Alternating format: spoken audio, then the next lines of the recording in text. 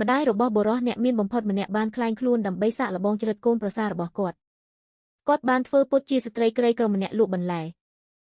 គាត់បានរងចាំនៅកាច់ជ្រុងផ្លូវដើម្បីឲ្យកូនប្រសាររបស់គាត់មកដល់ ពេលកូនក្រមុំឈ្មោះអេនីឃើញអ្នកលក់បន្លែគួរឲ្យអាណិតនាងក៏ទិញបន្លែទាំងអស់ភ្លាម អេនីដែលមានចិត្តល្អបានឆ្លងកាត់ការសាកល្បងរបស់មេរីយ៉ា ដូច្នេះមេរីយ៉ាបានប្រកាសថានាងគឺជាម្ដាយក្មេករបស់អេនីហើយបានប្រគល់កាដូមួយឲ្យអេនី ពេលបើកាដូអ្នកគ្រប់គ្នាស្រឡាំងកាំងព្រោះវាជាខ្សែដៃតម្លៃ$50 លាន អេនីឆ្ងល់ថាហេតុអ្វីបានជាមេរីយ៉ាអាចមានគ្រឿងអលង្ការថ្លៃបែបនេះស្រាប់តែមានឡានមួយបើកមកដល់ បុរសវ័យក្មេងសង្ហាម្នាក់បានចុះពីឡានគាត់គឺជាកូនកំលោះរបស់អេនីឈ្មោះ Lois នេះជាលើកទី1ហើយដែលពួកគេបានជួបគ្នា មូលហេតុដែលពួកគេរៀបការគឺដោយសារតែឪពុករបស់អេនីកាលគាត់នៅក្មេងបានរៀបចំការរៀបការជាមួយស្ត្រីអ្នកភូមិឈ្មោះមេរីយ៉ា អេនីក៏មានប្អូនស្រីម្នាក់ឈ្មោះយេស៊ីដែរប៉ុន្តែម្ដាយរបស់នាងមិនដាច់ចិត្តឲ្យយេស៊ីរៀបការនៅជនបទទេ ដូច្នេះគាត់បានបង្ខំអេនីឲ្យរៀបការជំនួសវិញ នៅពេលនោះម្ដាយនិងកូនស្រីមិនដឹងថាពួកគេបានខកខានអ្វីនោះទេ តាមពិតទៅ Lois ពេលនេះគឺជាបុរសអ្នកមានបំផុតនៅក្នុងប្រទេស គាត់គ្រាន់តែរស់នៅជនបទដើម្បីគំរំដៅរបស់គាត់ប៉ុណ្ណោះ មេរីយ៉ាចូលចិត្តកូនប្រសារម្នាក់នេះខ្លាំងណាស់ ដូច្នេះគាត់ក៏រៀបចំពិធីមង្គលការឲ្យពួកគេភ្លាម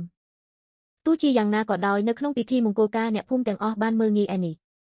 ពួកគេគិតថាអេនីគឺជាក្មេងស្រីអ្នកមានដែលមិនអាចធ្វើអ្វីមានប្រយោជន៍ហើយមិនស័ក្តិសមនឹង Lois ដែលរឹងមាំនិងមានសមត្ថភាពនោះទេ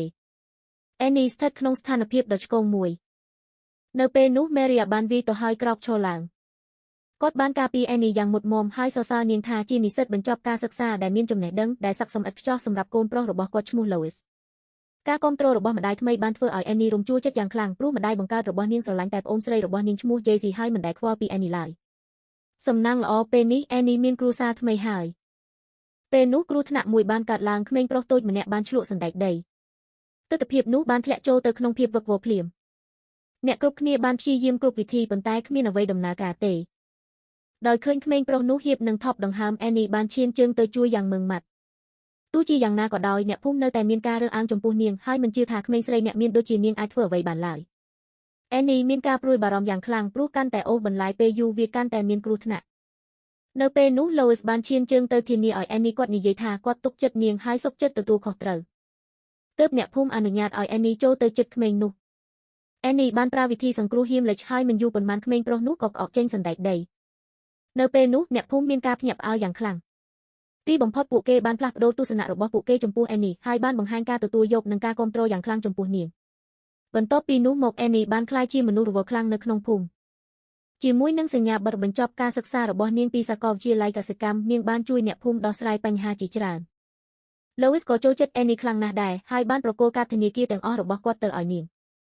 ពេលអេនីពិនិត្យមើលសំទោលឲ្យនាងមានការភ្ញាក់ផ្អើលយ៉ាងខ្លាំងព្រោះកាតមួយមានប្រាក់សន្សំដល់ទៅ100 លាន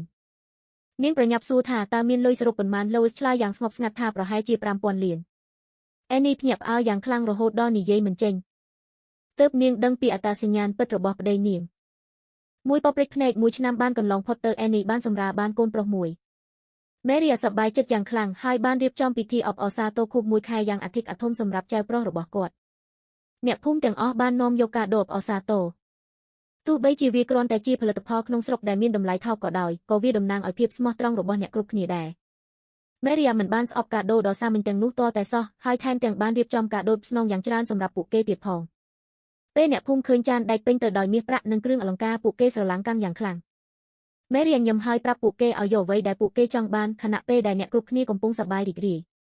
ភ្ញៀវដែលមិនបានអញ្ជើញពីរអ្នកស្រាប់តែមកដល់ពួកគេគឺជាម្ដាយនិងប្អូនស្រីរបស់អេនី ពួកគេសម្លឹងមើលទីធ្លាផ្ទះចំការដោយការមើលងាយ ម្ដាយថែមទាំងយកលុយត្រឹមតែ$200ធ្វើជាកាដូទៀតផង មួយរំពេចនោះទឹកមុខរបស់ Lois និង